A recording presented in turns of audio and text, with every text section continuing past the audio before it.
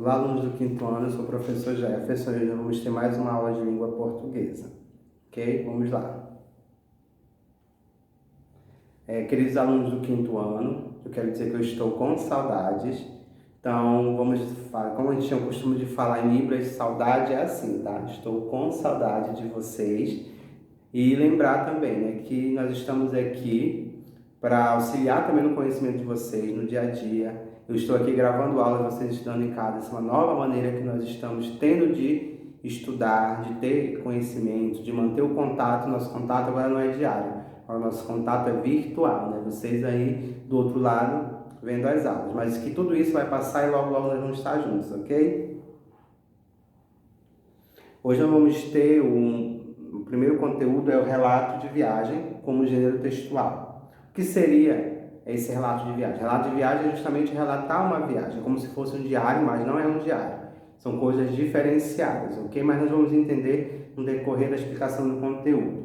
Isso está no livro didático, na página 8, 9, 10, 11 e 12, que vocês podem estar lendo, e justamente esse texto para a leitura, que é Visitando Comunidades Ribeirinhas no Amazonas, que é justamente para vocês verem qual é o formato, né, como é montado um relato de viagem, o que se tem, quais são as palavras que se usam, é apenas exemplificando esse relato de viagem através desse texto.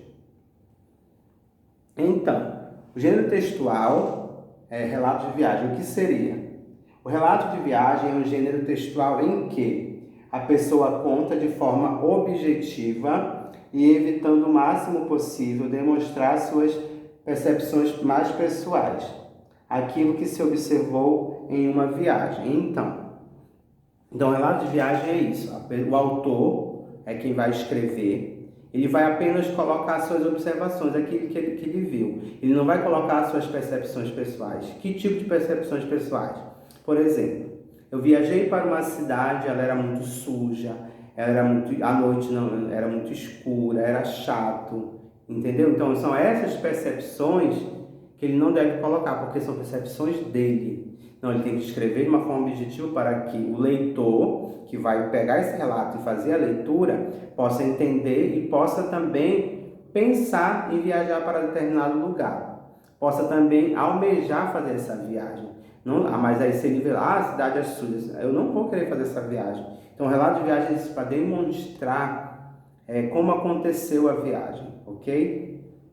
Só lembrando que o relato de viagem não é uma coisa nova, não. Lembrando que lá no Descobrindo do Brasil, né, foi escrito também a carta, né, de realmente esse relato da viagem, de tudo o que aconteceu até chegar no Brasil. Uma regra, nem detalhe, é regra. O relato de viagem é sempre escrito na primeira pessoa. Eu vou ler o exemplo e vou explicar o porquê que ele sempre deve ser escrito na primeira pessoa. Durante minha visita a Manaus em abril de 2016, fiz questão de visitar algumas comunidades ribeirinhas. Olha só aqui, o pronome possessivo que ele colocou, minha. Então ele estava se colocando, ele não colocou tipo assim, durante a viagem. Não. Que a gente não vai saber quem fez a viagem, ele colocou durante minha visita. Então ele está se colocando como primeiro. Lembra lá do verbo? Primeira e segunda pessoa do singular, primeira e segunda e terceira pessoa do plural. Então é a mesma coisa. Ele vai se colocar. Então se o autor não está se colocando na primeira pessoa, então ele não está fazendo um relato de viagem. Por quê? Porque é ele que está observando. Não é outra pessoa que está observando e fazendo as anotações, ok? Um exemplo, para vocês também entenderem, podem pesquisar na internet, podem até ver filmes que também tem filmes, que é o clássico da literatura, Viagem ao Centro da Terra, que justamente é um exemplo de classe, de literatura clássica, que demonstra realmente como é um relato de viagem. Vou ler um resumo aqui do que é esse livro, né? Um clássico da literatura universal lançado em 1864, acredita-se que a história tenha sido inspirada em uma viagem que o próprio Verne, que é o Júlio Verne, que escreveu, teria feito para a Noruega e para outros países escandinavos. Então esse é o livro, né? Viagem ao Centro da Terra, escrito por Júlio Verne, que é justamente um exemplo também do gênero textual relato de viagem. Lógico, né, que ele está relatando lá na Noruega em que ano? 1864. no século passado. A Noruega de hoje não é a mesma Noruega, mas eu posso ler para me entender como era a Noruega nesse ano.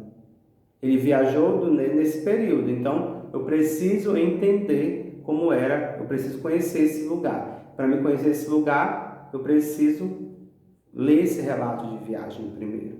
Entendeu? Então, para isso é que serve o relato de viagem, para que o leitor possa conhecer outros lugares através da visão de uma outra pessoa, mas sendo que de uma forma objetiva. Ele não vai colocar suas próprias conclusões, entenderam?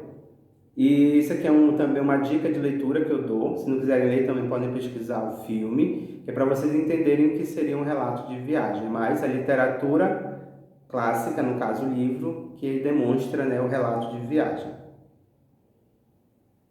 Nós também vamos ver a abreviatura e sigla. Também está no livro didático, nas páginas 16, 17 e 18.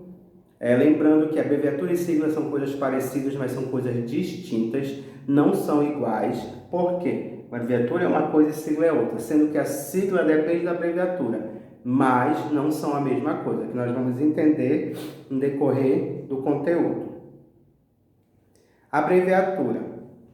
Quando reduzimos uma palavra ou expressão, na escrita fazemos uma abreviatura. Então é justamente aí nesse sentido. A abreviatura é quando eu reduzo uma palavra ou expressão.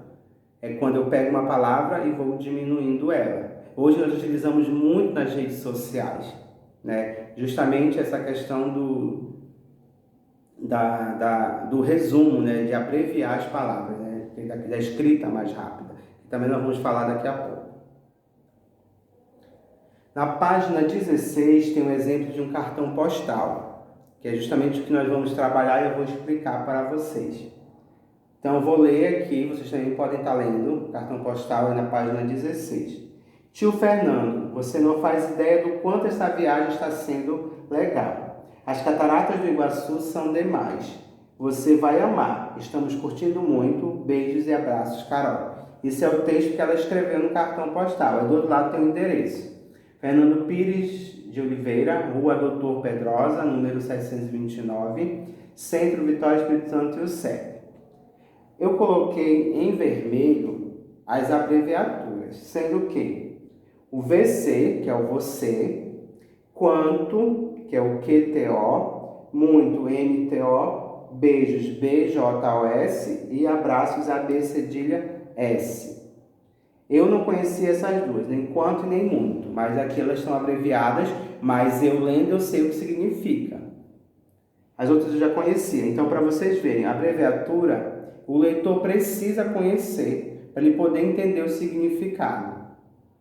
Entendeu? Então, a abreviatura não é simplesmente, vou reduzir uma palavra e pronto. Mas se bem que hoje está funcionando assim devido às redes sociais, principalmente os aplicativos de mensagem, no caso o WhatsApp. E aqui nós temos o endereço, que olha que está escrito RDR, lembrando que a abreviatura sempre tem o ponto, o R.DR. O número também, reduziu apenas uma letra, que é o N ponto. Então, eu estou trabalhando uma abreviatura aqui. Só que essas abreviaturas, elas têm um conceito diferente. Por quê? As abreviaturas que a Carol escreveu para o tio dela, elas são as não oficiais. Por que não oficiais? Porque gramaticalmente elas não estão sendo reconhecidas. A pessoa tem que ter intimidade para me mandar essas abreviaturas. Já aqui a do endereço não, elas são oficiais. Por quê? Rua, a abreviatura dela é R. Doutor, nós sabemos que é DR. Número, também eu posso colocar um N no número que eu vou saber. Então essas aqui são as oficiais e essas aqui são as não oficiais. As não oficiais são aquelas que eu escrevo no dia a dia, aquelas que eu escrevo para as pessoas que eu tenho intimidade. Já as oficiais não, elas são realmente escritas em texto. Por exemplo, se eu pedir um resumo de vocês, e dizendo eu pedir abreviaturas, eu vou aceitar somente as oficiais, porque as não oficiais, elas não são consideradas, digamos assim, científicas. Gramaticalmente falando, na língua portuguesa, não, mas essas sim são aceitáveis, ok? Só para vocês entenderem. Aqui eu tenho alguns exemplos de abreviaturas de expressões. Isso, expressões em determinadas regiões do país. Botequim, boteco. Comunista, comuna. Delegado, delega. Florianópolis, Floripa. japonês Japa, português Portuga e São Paulo Sampa. Então aqui são algumas abreviaturas de expressões que normalmente se falam, oralmente falando, não digamos na escrita. São as pessoas começaram a falar, digamos assim, a dar apelidos e se tornou abreviaturas usadas em determinadas regiões do país. Aquilo que eu falava, as abreviaturas hoje são muito usadas por quê? Por causa das redes sociais.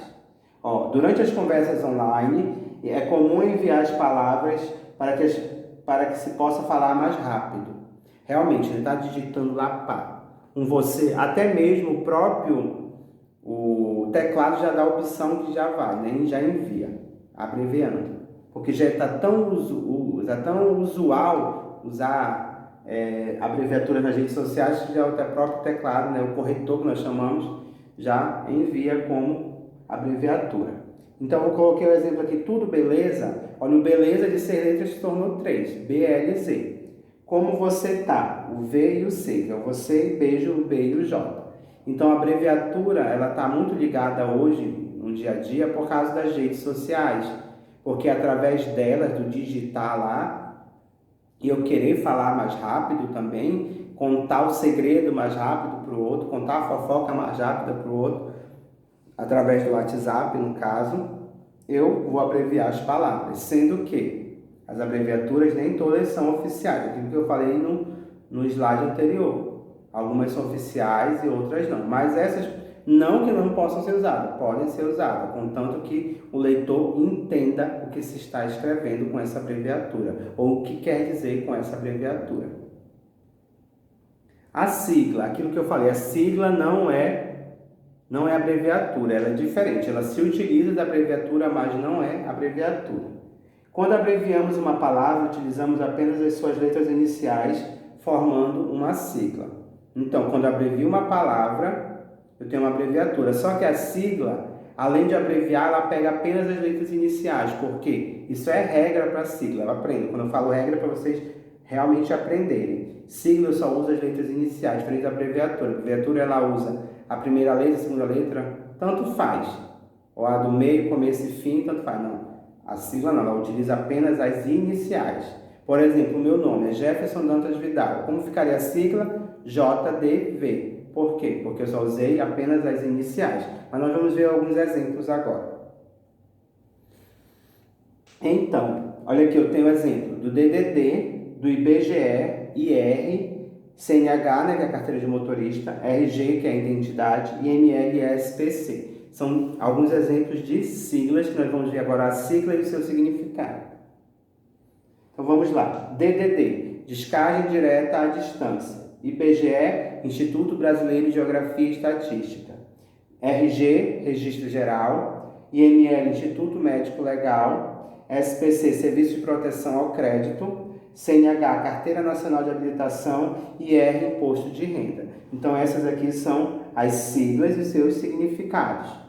Olha só como foi apenas a letra inicial. DDD, D, descagem, D, direta, D, distância. IBGE, I, Instituto, B, Brasileiro, G, Geografia e Estatística. Então, ele só utilizou apenas as letras iniciais para que ele formasse o significado. Então, essa é a sigla.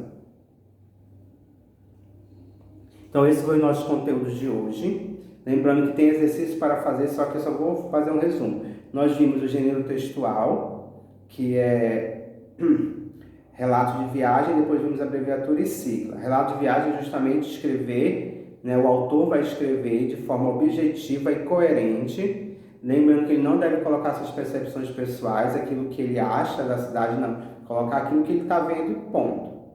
E a sigla e a abreviatura são coisas distintas, né? A abreviatura, eu vou reduzir uma palavra ou expressão, já a sigla, eu vou utilizar a letra inicial para me formar uma abreviatura, mas que é uma sigla, entenderam? Lembrando também, a abreviatura tem as oficiais, que são aquelas que realmente a gramática aceita, e as não oficiais são as que nós usamos no dia a dia na conversa com quem eu tenho intimidade. Os exercícios estão na página 9, 13, 14, 15, 16, 17 e 18. Isso no livro didático para vocês fazerem. Então esse foi o nosso conteúdo de hoje. Espero que vocês fiquem bem e não esqueçam de lavar as mãos, porque no momento que nós estamos vivendo é um momento que realmente é um ato muito importante de se fazer e fazer cotidianamente, diariamente, fazer quase todas as horas. Então, higiene das mãos sempre, ok? Então, até a próxima aula. Obrigado. Tchau.